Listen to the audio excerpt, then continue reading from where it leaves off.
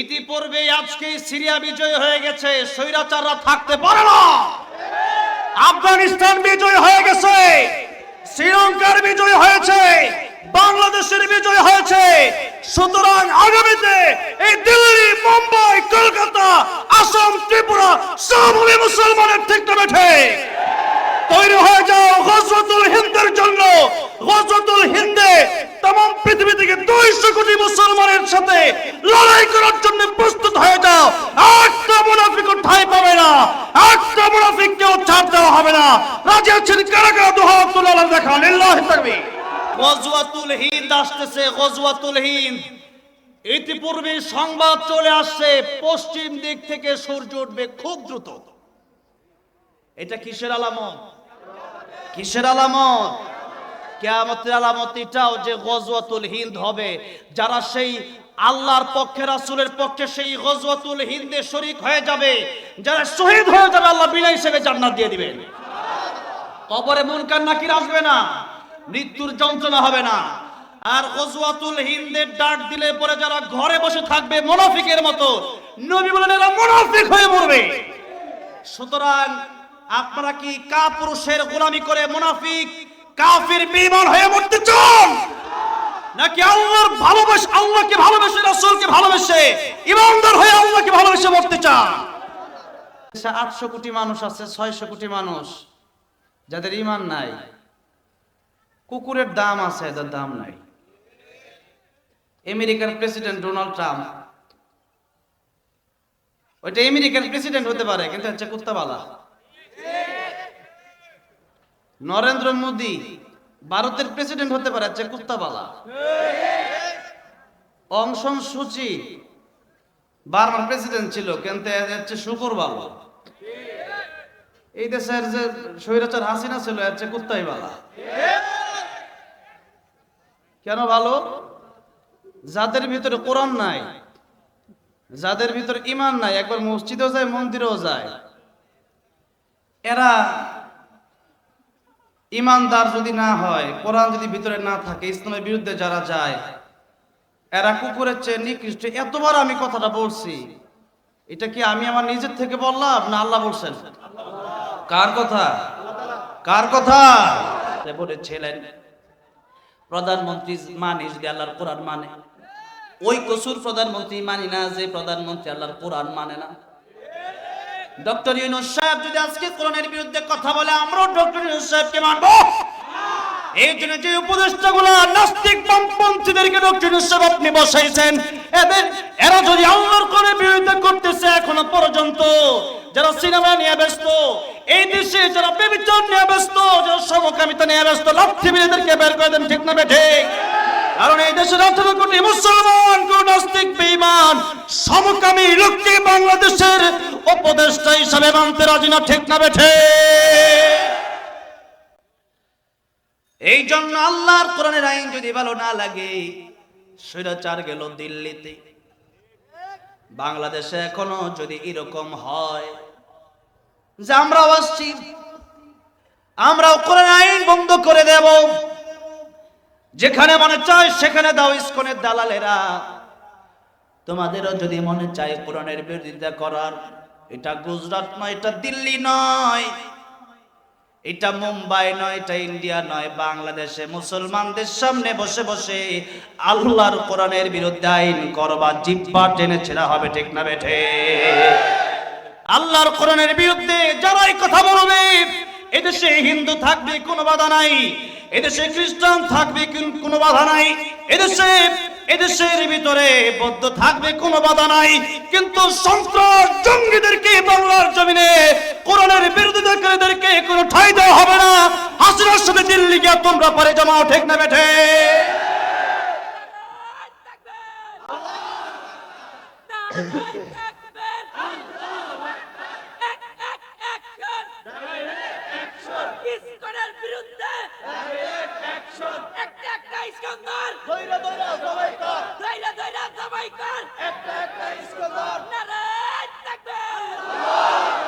সব হিন্দু নিরাপদ থাকবে, মুসলমান আমরা তো তাদের মন্দির পাহারা দিছি, দেই নাই? আমি পাহারা দিছি। আমরা তো তাদের নিরাপত্তা দিচ্ছে। আমরা তো তাদের কাউকে খুন করি নাই। তোরা আমাদের সাইফুল ইসলাম আলিম ভাইকে খুন করলি কেন? এদেশে হিন্দু থাকবে, নিরাপদেই থাকবে, কিন্তু কথা হলো আমার বাড়িতে একজন চুরি করতে আসে, ডাকাতি করতে আসছে, আমি তার ধইরা ডাইরেক্ট পেটানো শুরু করবো। কেন? তুই মুসলিম না হিন্দু এটা দেখার টাইমে তুই সন্ত্রাস, তুই ডাকাত, তুই জঙ্গি, তোরা অগ্রবাদ। হিন্দুর ঠাঁই হবে অগ্রবাদ, জঙ্গির কোনো ঠাঁই হবে না। এদেরকে ফাঁসিতে ঝুলিয়ে দেন, ঠিক না ঠিক? এরা দেশ বিরোধী, এরা কোরআন বিরোধী, এরা রাসূল বিরোধী, আল্লাহ বিরোধী। এদের কোনো জায়গা বাংলার জমিনে হবে না, হবে না, হবে না। বাংলার জমিন থেকে দিল্লি পাঠিয়ে দেন, দিল্লি পাঠিয়ে দেন।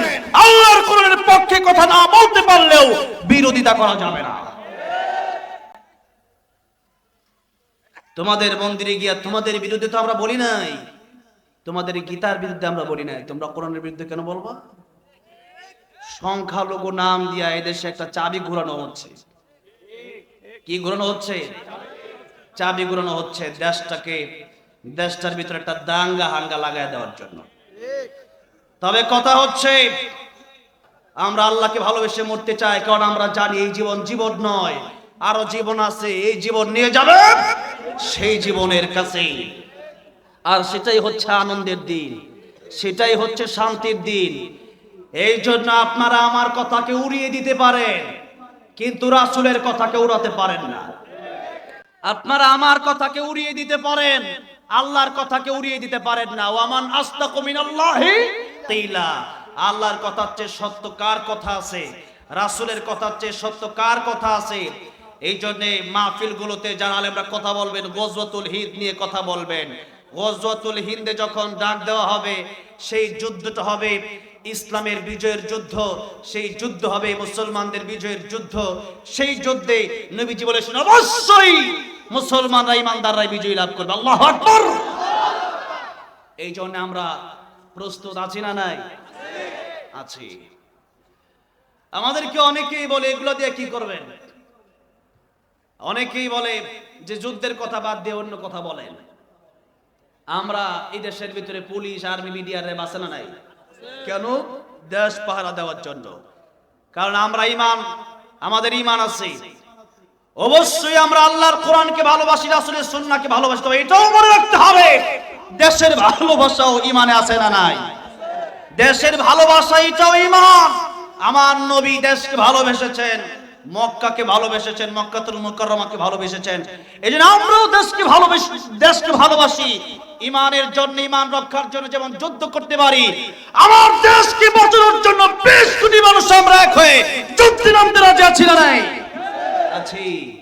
আমরা দেশকে ভালোবাসি, তবে দেশের চেয়ে বড় আমার ঈমান, দেশের চেয়ে বড় আমার ইসলাম, দেশের চেয়ে বড় আল্লাহর কোরআন, দেশের চেয়ে বড় আমার কাছে আল্লাহর রাসূল, দেশের চাইতে বড় আমার আল্লাহ।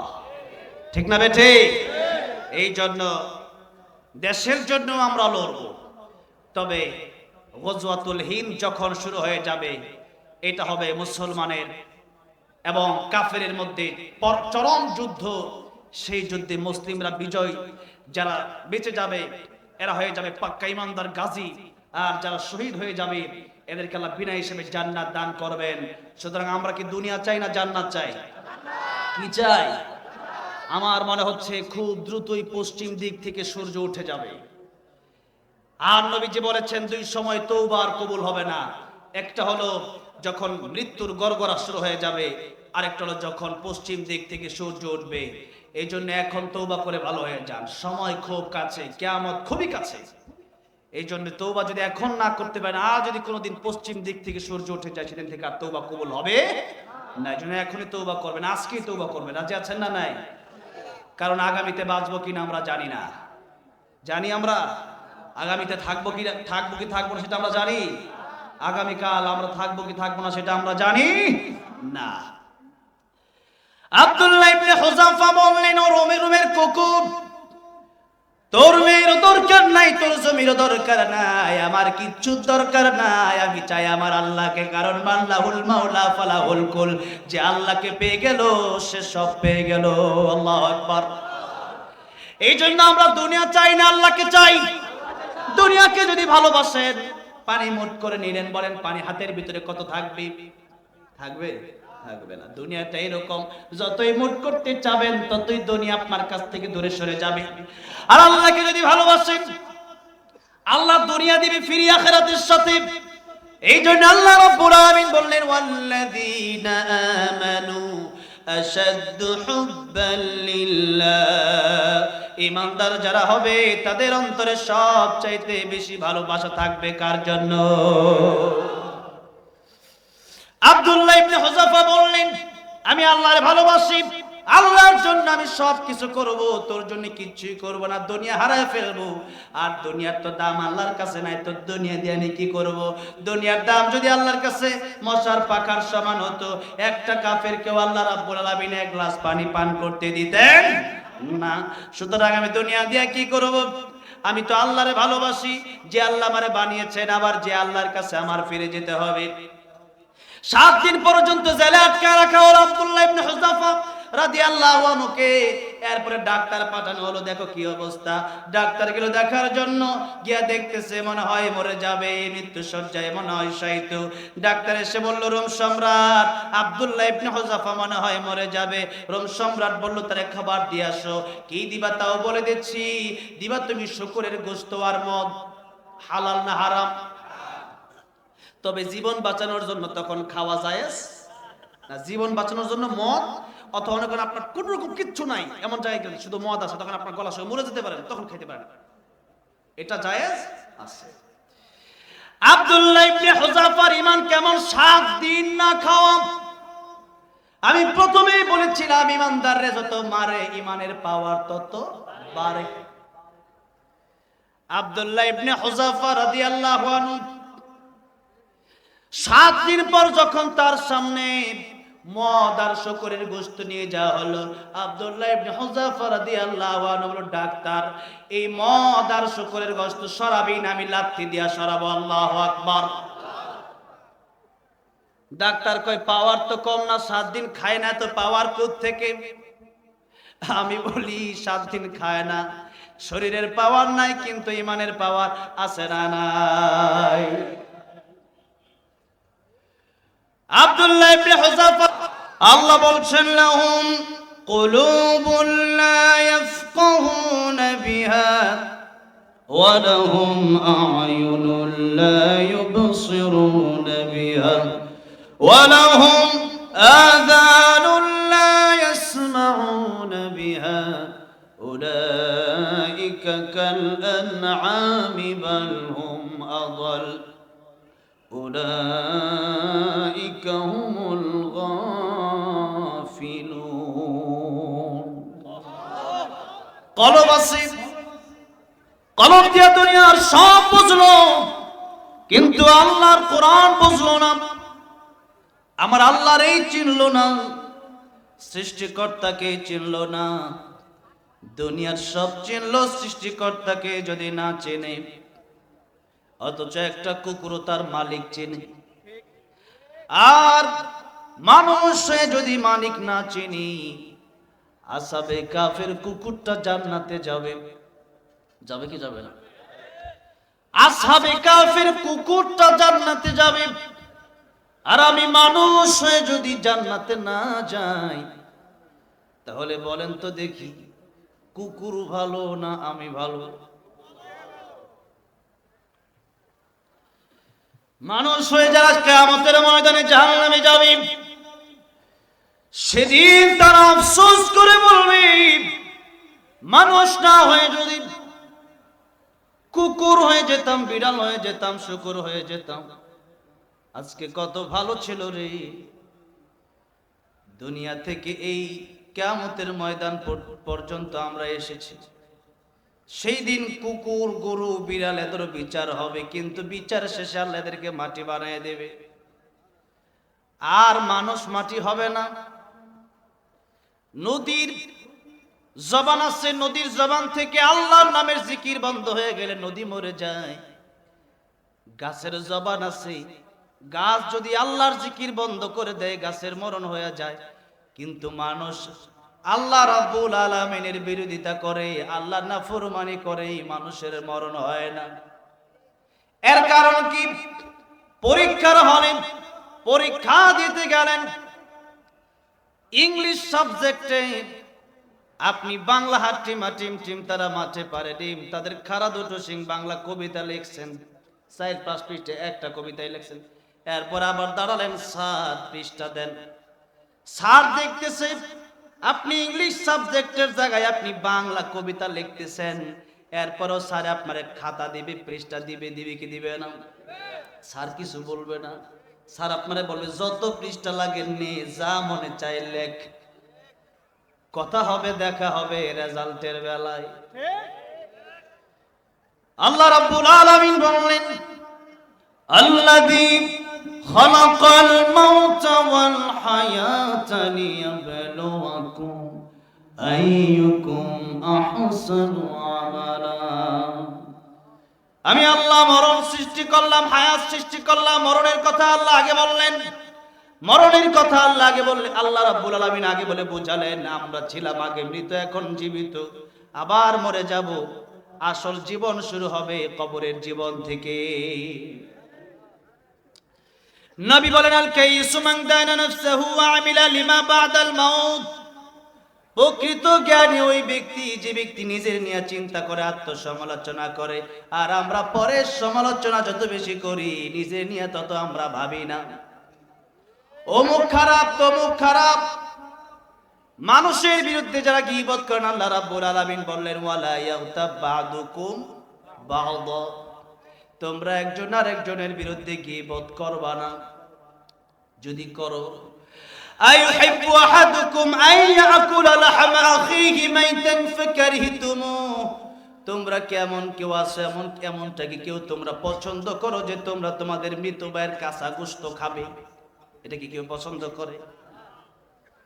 মানুষের বিরুদ্ধে গীবত করলে দুইটা ক্ষতি। ইমাম সুফিয়ান সাউরি রাহমাতুল্লাহ আলাইহি বলেন, ও খাদেম শোনো, আমার বিরুদ্ধে একজন গীবত করে, তারে তুমি কিছু হাদিয়া দিয়ে আসো, এই যে নাও টাকা পয়সা। খাদেম বলেন, হুজুর আপনার বিরুদ্ধে গীবত করে, তারে আপনি টাকা দিলেন কেন? সুফিয়ান সাউরি রাহমাতুল্লাহ আলাইহি বললেন, সে আমার যত বড় উপকার করে, আমার মা বাবাও এত বড় উপকার আমার করে না। খাদেম বললেন, হুজুর এত বড় উপকার করে মানেটা কি? সুফিয়ান সাউরি রাহমাতুল্লাহ আলাইহি বলেন, কত বড় উপকার করে শুনুন। কিয়ামতের ময়দানে আল্লাহ রাব্বুল আলামিন বলছেন, ইয়াউমা ইয়াফিরুল মারউ মিন আখিহি ওয়া সাহিবাতিহি ওয়া বানিহি। মা কাজে আসবে না, বাবা কাজে আসবে না, ভাই কাজে আসবে না, বোন কাজে আসবে না, স্বামী স্ত্রী একজন আরেকজনকে ছাড়া ঘুমাতে পারে না। কিয়ামতের ময়দানে একজন আরেকজনের জন্য কাজে আসবে না। কিন্তু কেউ যদি একজন আরেকজনের বিরুদ্ধে গীবত করে, কিয়ামতের ময়দানে বলবেন, আল্লাহ তুমি তার বিরুদ্ধে গীবত করেছো, তোমার নেক আমলগুলা তারে দিয়া দাও, আর তার গুনাহগুলা নিয়ে তুমি জাহান্নামে চলে যাও। নাউযুবিল্লাহ। এই গীবত আমাদের বন্ধ করতে হবে। নিজের নিয়ে চিন্তা করেন, আরে আমার কবরে আমি যাব, আমার কবরে আপনি যাবেন না, আপনার কবরে আমি যাব না। সুতরাং আল্লাহ রাব্বুল আলামিন বলেন, কু আনফুসাকুম ওয়া আহলিকুম নার। নিজে আগে বাঁচো, এরপরে মানুষেরটা চিন্তা করো, এরপরে তোমার পরিবারকেও বাঁচাও। নিজে যদি ভালো না হন, তাহলে আরেকজনকে বললে তারা শুনবে কেমনে? এই জন্য নিজে আগে ভালো হন, এরপরে মানুষের চিন্তা করেন। আমার আপনার দোষের অভাব নাই। আপনি যার বিরুদ্ধে গীবত বলতেছেন, আপনি নিজের দিকে তাকায় দেখবেন, এর চাইতে কড়া কড়া দোষের দোষী নিজেই আপনি। এরপরে কেমনে আরেকজনের বিরুদ্ধে গীবত করেন? তার কবরে তো আপনি যাবেন না, তার রিজিক তো আপনি খাবেন না, তাকে নিয়ে আপনি এত চিন্তা করার সময় পান কেমনে সম্ভব? আপনার জীবন চলে যাচ্ছে, সময় চলে যাচ্ছে। তানিম খামসান ক্বাবলা খামসিন, শাবাবাকা ক্বাবলা হারামিক, ওয়াসিহাতাকা ক্বাবলা সাকামিক, ওয়া গিনাকা ক্বাবলা ফাকরিক, ওয়া ফারাগাকা ক্বাবলা শুগলিক, ওয়া হায়াতাকা ক্বাবলা মাউতিক। নবী বলেন, 5 সময়ের আগে 5 সময়কে তোমরা গুরুত্ব দাও, গনিমত মনে করো। কয় সময়? যুবক সময়, যুবক বয়স থাকতে সেই বয়সকে গনিমত মনে করো, বৃদ্ধ হওয়ার আগে। আর বৃদ্ধ হব কি হব না তাও তো জানি কখন মরবো তা জানা আছে? আমার মরণ আসিবে কখন কেউ তো জানে না, আমার মরণ আসিবে কখন কেউ তো জানে না। আমি মরে গেলে আমায় তোমরা ভুইলা যাও না, আমি চলে গেলে আমায় তোমরা ভুইলা যাও না। আমার মরণ আসিবে কখন কেউ তো জানে না, আমার মরণ আসিবে কখন কেউ তো জানে না। কথা ঠিক না বেঠিক? এই জন্য আল্লাহ রাব্বুল আলামিন বলেন, ইন্নাস সাআতা আতিয়াতুন আকাদু উখফিহা লিতুজজা কুল্লু নাফসিন বিমা তাসআ। নিশ্চয়ই কিয়ামত আসবে। নবী বলেন কিয়ামত দুইটা, কিয়ামতে কুবরা, কিয়ামতে সুগরা। শোনো, মান মাতা ফাকাদ কামাত কিয়ামাতু। মরণ যখন হবে তখনই তোমার একটা কিয়ামত শুরু হয়ে যাবে। আর আল্লাহ রাব্বুল আলামিন বললেন কিয়ামত কোন দিন হবে এটাও দুনিয়ার কোনো মানুষ জানে না, আর কার মরণ কোন দিন হবে এটাও দুনিয়ার কোনো মানুষ জানে না। সুতরাং মরণ যেহেতু কোন দিন হবে জানি না, কিন্তু জিজ্ঞাসা যদি করি এখনো কেন ভালো হন না, এখনো কেন নামাজে যান না, এখনো কেন কোরআন শিখলেন না, এখনো কেন নেশা করেন, এখনো কেন গীবত করেন, এখনো কেন সিগারেটে টান দেন, আপনি বলেন বিয়ে করে ভালো হয়ে যাব, আপনি বলেন আগামী সপ্তাহে ভালো হয়ে যাব, আপনি বলেন আগামী রমজানে ভালো হয়ে যাব, আপনি যে বলেন রমজানে ভালো হয়ে যাবে। আমার নবী কি বলেন? আমার নবী ডাক দেয়া বলেন, সাহাবীরা আমার কাছে মালাকুল মউত আসলে অনুমতি লাগবে। লাগবে না? লাগছে কিনা? নবীর কাছে মালাকুল মউত যখন আসছে কয়েকবার অনুমতি নিছে। দরজার বাইরে দাঁড়ায়, আসসালামু আলাইকা ইয়া রাসূলুল্লাহ। নবীজি বলেন, ফাতেমা দরজা খুলে দাও। ফাতেমা দরজা খুলে তাকায় দেখলেন মালাকুল মউত আজরাইল দাঁড়ায় রইছে। কিন্তু ফাতেমা মালাকুল মউত আজরাইলকে কোনোদিন আর দেখে নাই। কারণ নিয়ম হলো মালাকুল মউত আজরাইলকে সবাই দেখবে না, যার মরণ হবে সেই মালাকুল মউতকে দেখবে। কিন্তু আল্লাহ বলেন, ও আজরাইল তোমার সিস্টেম পাল্টে দাও। আজকে ফাতেমার মরণ হবে না, আজকে হয়তো আমার নবীকে তুমি নিয়ে আসবা। কিন্তু নবী যে বলছেন দরজার বাইরে কে দাঁড়ায় আছে, ফাতেমা যদি দরজা খুলে দেখে কেউ নাই, নিয়ম হলো মালাকুল মউতকে সেই ব্যক্তি দেখবে যে মরে যায়। পাশে 50 জন থাকলে তারা 50 জন আর দেখবে না মালাকুল মউতকে, শুধুমাত্র যে মরে সেই মালাকুল মউতকে দেখে। এখন ফাতেমা দরজা খুলে যদি দেখে কেউ নাই, তখন মনে মনে ভাববে আমার বাবা অসুস্থ, জ্বর আসছে আমার বাবার, আমার বাবা কি বলল। আমার নবীর বেলায় এমন হতে পারে না। ও মালাকুল মউত আজরাইল দেখা দিয়ে দাও ফাতেমার সামনে। ফাতেমা রাদিয়াল্লাহু আনহা দেখলেন যার মাথা আকাশে, যার পা দুইটা জমিনে। বললেন, ও আমার বাবা। ইয়া রাসূলুল্লাহ, ইয়া হাবিবাল্লাহ, কে যেন এসেছে যার মক্কা মদিনার মানুষের সাথে যার কোনো মিল নাই। ও বাবা, এমন লোক, এমন ভয়ানক আকৃতির লোক আমার জীবনে আমি কোনোদিন দেখি নাই। ও বাবা,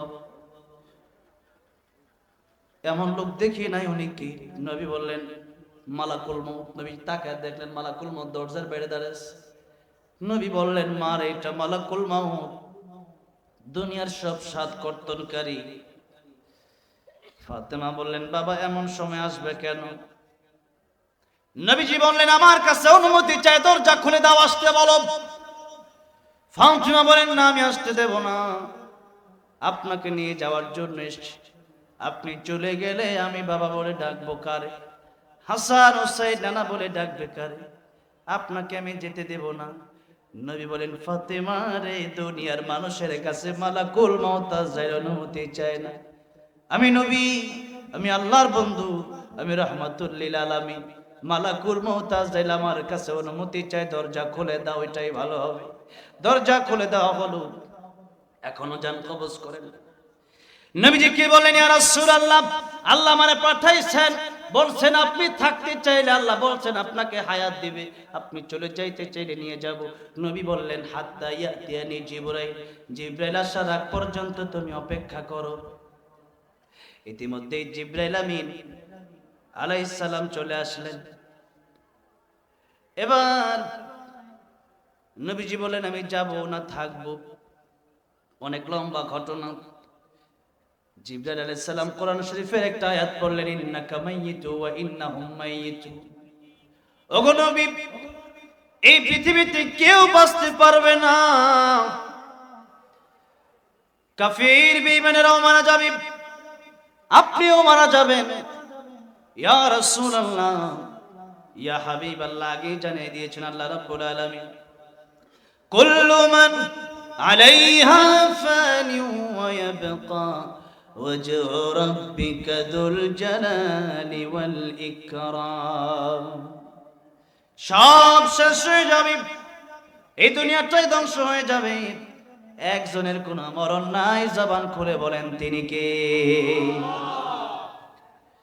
ইয়া রাসূলুল্লাহ, ইয়া হাবিবাল্লাহ, তবে দুনিয়ার চাইতে আখিরাত আপনার জন্য কোটি কোটি গুণ উত্তম। অনেক লম্বা ঘটনা আমি বোঝাতে চাই। নবীর কাছে মালাকুল মউত যাইলে সে অনুমতি নিয়েছেন কি নেন নাই? নবী বলেন, ও সাবিরা, আমি নামাজের পরে আমার কাছে মালাকুল মউত আসতে অনুমতি লাগবে, তা ঠিক, কিন্তু আমি ডান দিকে সালাম ফিরায়া বাম দিকে আমি সালাম ফিরাবো, এ গ্যারান্টি আমি নবী নিজেও দিতে পারবো না। নবী বলেন, আমি ডান দিকে সালাম ফিরায়া বাম দিকে সালাম ফিরাবো, এ গ্যারান্টি আমি নবীও দিতে পারবো না। আর আমরা মনে করি আমরা আর 50 বছর 60 বছর বাঁচবো, আমরা মনে করি আগামী রমজানে ভালো হব, বিয়ে করার পর ভালো হব। কে দিছে আপনার বিয়ের গ্যারান্টি? গ্যারান্টি নাই। এই দুনিয়াতে আসছি পরীক্ষা দেওয়ার জন্য। এই দুনিয়াতে পরীক্ষা দিয়ে যদি পাস করেন, কিয়ামতের ময়দানে শান্তি, কবরে শান্তি। আমার ভাইরা, আমার মুরব্বী বাবাজিরা, আর যদি ফেল করেন, এটাই আপনার জন্য খাসিরাত দুনিয়া ওয়াল আখিরাত। দুনিয়াও শেষ হবে, আখিরাতও ধ্বংস হবে। বলতেছিলাম, আমি আপনি যদি কোরআন না শিখি, আমি আপনি যদি আপনার ভিতর যদি আল্লাহর ভালোবাসা না থাকে, এই দুনিয়াতে যদি আল্লাহরে আমি আপনি না চিনি, তাহলে আমি আপনি কুকুরের চেয়ে খারাপ। অথচ আল্লাহ বলেন, ওয়ালাকাদ কাররামনা বানি আদম, দুনিয়ার মধ্যে সবচাইতে সম্মান আমি আল্লাহ রাব্বুল আলামিন দিলাম বনি আদমকে। আমার ভাইরা, আমার মুরব্বী বাবাজিরা, আব্দুল্লাহ ইবনে হুযাফা ডাক দিয়া বললেন, রুমের কুকুর, তোর কথায় আমি খ্রিস্টান হব না। এই দুনিয়ার ভিতরে সবচাইতে বড় গুনার নাম হলো শিরিক। সবচেয়ে বড় গুনার নাম কি? শিরিক। আল্লাহর সাথে শিরিক করা। কারণ একজন স্ত্রী যদি একজন স্বামীরে বাদ দিয়ে আর 10 জন ছেলের সাথে চলে, স্বামী বলবে, তুই আমার খারাপ স্ত্রী, তোরে ঘরে জায়গা দেওয়ার মতো টাইম নাই, তোরে ঘরে জায়গা দেবো না, বের হয়ে যা, দরকার নাই তোর মতো স্ত্রী আমার। ঠিক না বেঠিক? আল্লাহ রাব্বুল আলামিন বলেন, আমি আল্লাহরে বাদ দিয়া যদি অন্য কাউকে ভালো লাগে, ইয়া মা'শারাল জিন্নি ওয়াল ইনসি ইন ইসতাতা'তুম আন তানফুযু মিন আকতারিস সামাওয়াতি ওয়াল আরদি ফানফুযু লা তানফুযুনা ইল্লা বিসুলতান। আল্লাহর আইন বাদ দিয়া, আল্লাহর গোলামি বাদ দিয়া অন্য আইন যাদের কাছে ভালো লাগে, এই বাংলাদেশে এখন এমন উপদেষ্টা আছে, নাস্তিক উপদেষ্টা, বামপন্থী উপদেষ্টা, যারা এখনো চায় না কোন আইন এই দেশে বাস্তবায়ন হোক। এই জন্য আমরা বলেছি, এই দেশে উপদেষ্টা থাকবে, নেতা থাকবে, প্রধানমন্ত্রী থাকবে। আমার রফিক মাদানী ভাই আমার সাথে